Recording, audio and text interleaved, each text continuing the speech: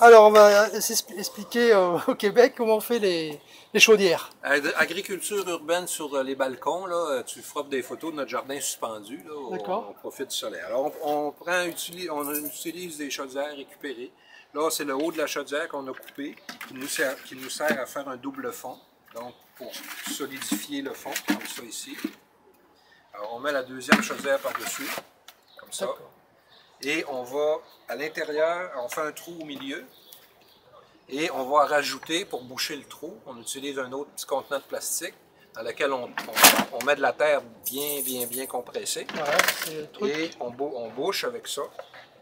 Et là, on va mettre un bout toujours de la récupération. Ici, on appelle ça de l'ABS. ABS? ABS, c'est du plastique, Ah type oui. de plastique. Alors, on fait un autre trou pour le tuyau ici. Voilà. Et là, on va remplir de terre. D'accord, il y a des petits trous dans le... Et il y a un trou ici, qu'on voit ici, oui, qu'on appelle le trop-plein. En fait, quand on arrose par le tuyau ici, on arrose vraiment par le tuyau. D'accord. Et quand la réserve d'eau est pleine, et là, il y a un effet de percolation. Les racines ne vont pas être portées à s'en aller dans la réserve d'eau, parce qu'on l'a bouché.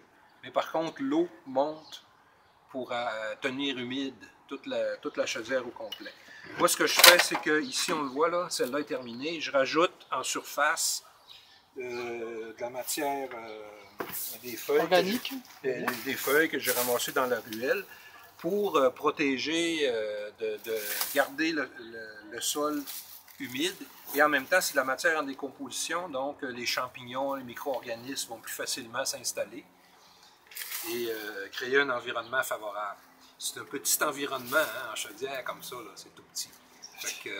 C'est sûr qu'on n'a pas des récoltes comme si on était comme si on cultivait en terre, mais j'ai des meilleurs résultats d'année en année. J'arrive à avoir des tomates, des piments, des fèves. Ça ne marche pas bien avec les légumes racines, j'ai essayé. Avec les légumes racines, c'est vraiment pas bon.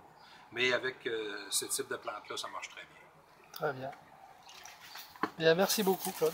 Alors, Philippe, prise 2, il y a un petit truc que j'avais oublié de préciser, c'est que cette partie-là qu'on met au fond pour boucher, il faut vraiment faire des trous. Il faut vraiment que l'eau puisse pénétrer dans cette partie-là.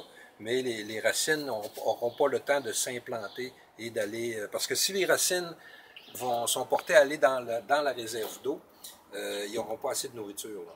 Donc, la plante va s'épuiser très rapidement. Il faut faire en sorte que les racines restent vraiment dans la terre.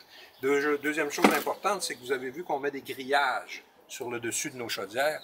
La raison, c'est qu'ici à Montréal, on a beaucoup d'écureuils. Et les écureuils, quand ils trouvent des surfaces de terre meuble comme ça, sont portés à creuser pour aller enterrer les arachides ou tout ce qu'ils trouvent.